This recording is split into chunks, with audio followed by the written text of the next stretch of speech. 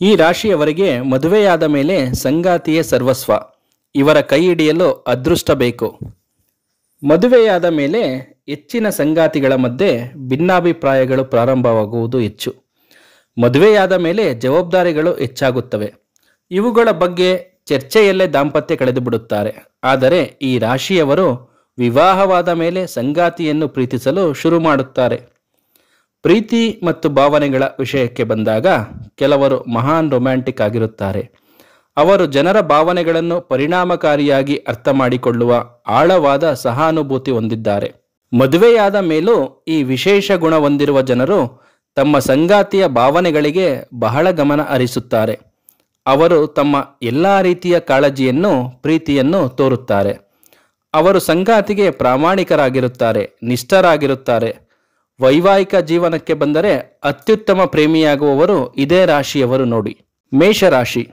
ಮೇಷರಾಶಿಯವರು ತಮ್ಮ ದಾಂಪತ್ಯವನ್ನು ಮೇಲಕ್ಕೆತ್ತಲು ನಿರಂತರವಾಗಿ ಪ್ರಯತ್ನಿಸುತ್ತಾರೆ.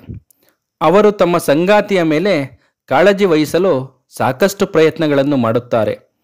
ಅವರು ತಮ್ಮ ಸಂಗಾತಿಗೆ ಆಶ್ಚರ್ಯವನ್ನು ನೀಡುತ್ತಲೇ ಇರುತ್ತಾರೆ ಮತ್ತು ಅವರನ್ನು ಇಷ್ಟಪಡುವಂತೆ ಮಾಡುತ್ತಾರೆ. ಅವರು ಸ್ವಯಂ ಪ್ರೇರಿತರಾಗಿ ಸಂಗಾತಿಯನ್ನು ಡೇಟಿಂಗು ಸಹ ಕರೆದೊಯ್ಯುತ್ತಾರೆ. ಕಟಕ ರಾಶಿ. ಕಟಕ ರಾಶಿಯವರು ಪ್ರೀತಿಯನ್ನು ಅನುಭವಿಸುತ್ತಾರೆ. ಅವರು ಸಂವೇದನಾಶೀಲರಾಗಿದ್ದಾರೆ ಮತ್ತು ಅವರ ಬಾಳ ಸಂಗಾತಿ ಏನು ಮಾಡುತ್ತಿದ್ದಾರೆಂದು ಆಳವಾಗಿ ಅರ್ಥ ಮಾಡಿಕೊಳ್ಳುತ್ತಾರೆ. ಅವರು ಬಯಸುವುದು ತಮ್ಮ ಸಂಗಾತಿಯನ್ನೇ ತಮ್ಮ ಪ್ರಪಂಚವೆಂದು ತಿಳಿದುಕೊಳ್ಳುತ್ತಾರೆ. ಅವರು ನಂಬಲಾಗದಷ್ಟು ಭಾವೋದ್ರಿಕ್ತರಾಗಿದ್ದಾರೆ.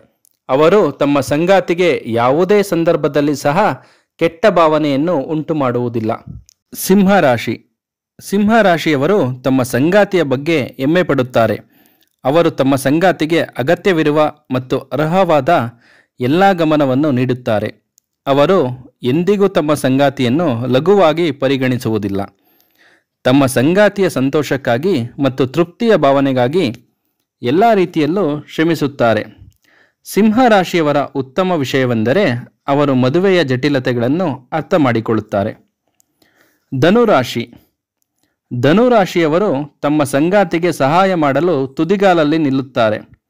ಅವರ ದಾಂಪತ್ಯದಲ್ಲಿ ಸಾಹಸ ಹಾಗೂ ಮೋಜಿಗೆ ಕೊರತೆ ಇರದು. ಅವರೊಂದಿಗಿದ್ದರೆ ಅವರ ಸಂಗಾತಿಯು ಎಂದಿಗೂ ಬೇಸರವನ್ನು ಅನುಭವಿಸಲಾರರು.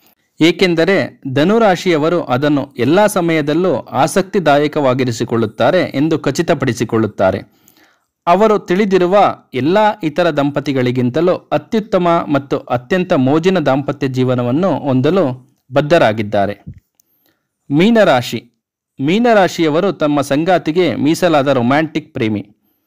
ಅವರು ತಮ್ಮ ಭಾವನೆಗಳನ್ನು ಪಾರದರ್ಶಕವಾಗಿ ವ್ಯಕ್ತಪಡಿಸಲು ನಂಬುತ್ತಾರೆ ಮತ್ತು ಅವರ ಸಂಗಾತಿಯು ಅದೇ ರೀತಿ ಮಾಡಬೇಕೆಂದು ನಿರೀಕ್ಷೆ ಇಟ್ಟುಕೊಳ್ಳುತ್ತಾರೆ. ಅವರು ತುಂಬ ಭಾವುಕರಾಗಿರುತ್ತಾರೆ ಮತ್ತು ತಮ್ಮ ದಾಂಪತ್ಯವನ್ನು ಯಶಸ್ವಿಗೊಳಿಸಲು ತಮ್ಮ ಕೈಲಾದಷ್ಟು ಪ್ರಯತ್ನ ಪಡುತ್ತಾರೆ.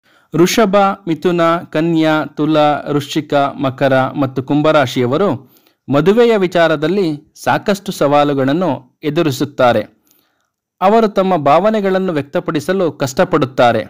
ಹೀಗಾಗಿ ಅವರ ಸಂಗಾತಿಗೆ ದಾಂಪತ್ಯದ ಜೀವನದಲ್ಲಿ ಸಂತೋಷವಾಗಿ ಬದುಕಲು ಕಷ್ಟವಾಗುತ್ತದೆ.